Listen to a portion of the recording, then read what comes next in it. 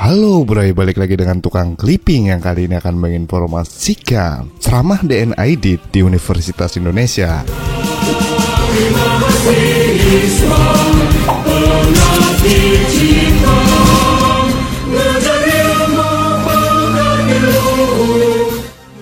Tahun 1964, Universitas Indonesia merayakan Disnatalis yang ke-14.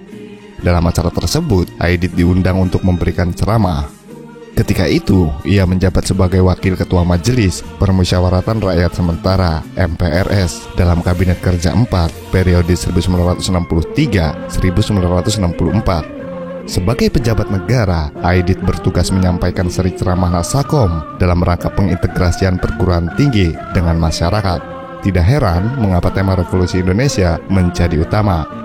Sejak memasuki tahun 1959, awal masa demokrasi terpimpin, Presiden Soekarno selalu mengatakan bahwa revolusi belum selesai.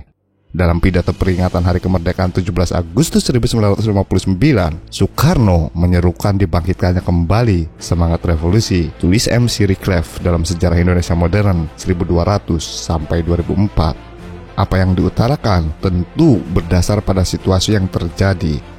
Saat itu, Indonesia sedang dihadapkan pada sengketa wilayah Malaysia dan Irian Barat. Soekarno menganggap keduanya merupakan proyek neokolonialisme dan imperialisme untuk melemahkan Republik Indonesia. Oleh karenanya, semangat revolusi perlu digelorakan kembali.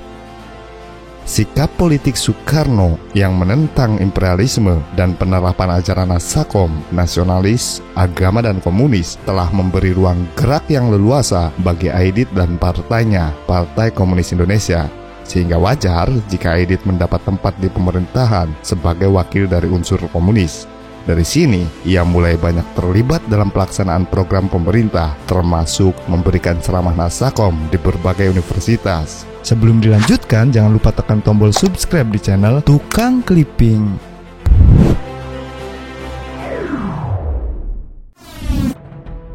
Ilmu untuk rakyat. Pada pembukaan ceramah di Universitas Indonesia, Aidit langsung melontarkan kritik tajam. Ia mengatakan dengan sinis bahwa di Indonesia masih banyak yang menganggap universitas adalah menara gading yang tidak boleh menenggelamkan dirinya dalam urusan masyarakat. Pemikiran semacam ini menurutnya perlu dihilangkan dengan pengintegrasian. Jika universitas di negeri kita benar-benar berhasil mengintegrasikan diri dengan masyarakat, maka akan berakhirlah untuk selama-lamanya sifat perguruan tinggi kita sebagai menara gading, ucap Aidit yang tertera dalam majalah ilmu Marxis berjudul Fungsi Universitas dalam Revolusi, halaman 14. Sebagaimana pandangan seorang komunis, Aidit menekankan pentingnya ilmu untuk menunjukkan kehidupan rakyat. Kemajuan ini tentu perlu ditempuh melalui jalur revolusi. Dalam tulisannya berjudul Masyarakat Indonesia dan Revolusi Indonesia, soal-soal pokok Revolusi Indonesia 1964, Aidit mengatakan bahwa pembebasan nasional dan perubahan demokratis belum terlaksana di Indonesia. Oleh karena itu, revolusi nasional demokratis harus dilanjutkan dan universitas meski berpihak pada hal tersebut. Apa yang disampaikan Aidit berlandaskan pada pandangan bahwa masih banyak universitas yang belum seirama dengan langkah revolusi, sehingga hal tersebut tidak memungkinkan untuk membentuk mahasiswa menjadi kader revolusioner. Ia mengambil beberapa contoh, misalnya sarjana ilmu hukum yang selalu menganut ideologi hukum kolonial akan ragu-ragu dalam melakukan perombakan perundang-undangan secara radikal untuk kepentingan revolusi. Selain hukum, persoalan lain yang dikemukakan oleh Aidit adalah perkara ekonomi. Ia menyesalkan pembelajaran ekonomi di universitas yang berorientasi barat dan tidak sesuai dengan tujuan Deklarasi Ekonomi Indonesia.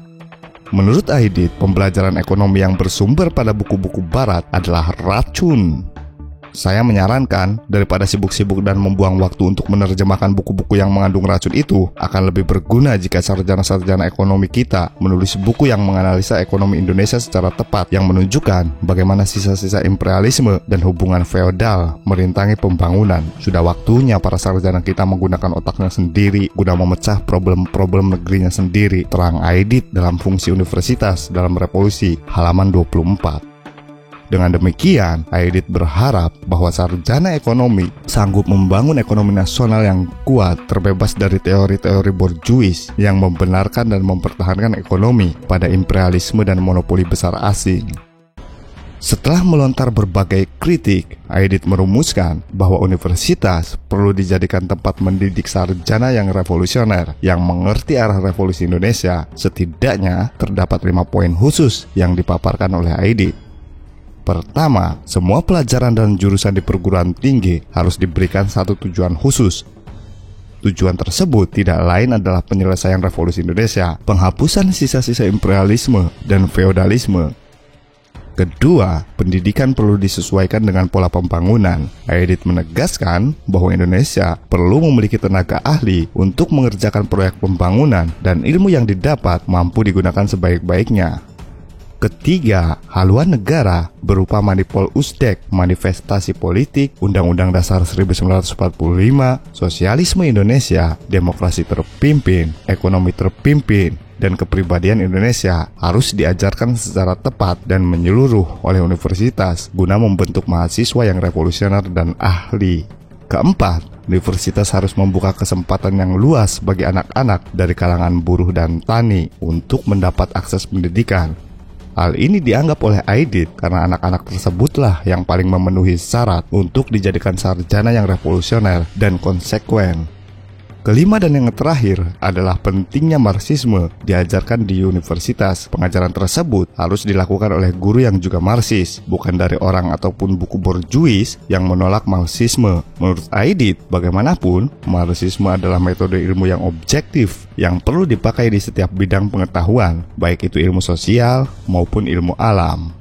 Pada bagian akhir ceramah, Aidit kembali menegaskan pentingnya mengamalkan ilmu.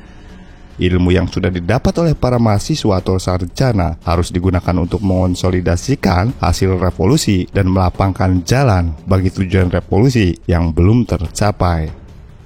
Jika mau menjalankan fungsinya dalam revolusi, maka ilmu dan universitas harus dipimpin oleh politik yang tepat, oleh politik revolusioner, oleh politik manipol. Pendekatannya politik yang ilmiah, ucap Aidit, termuat dalam fungsi universitas dalam revolusi, halaman 35.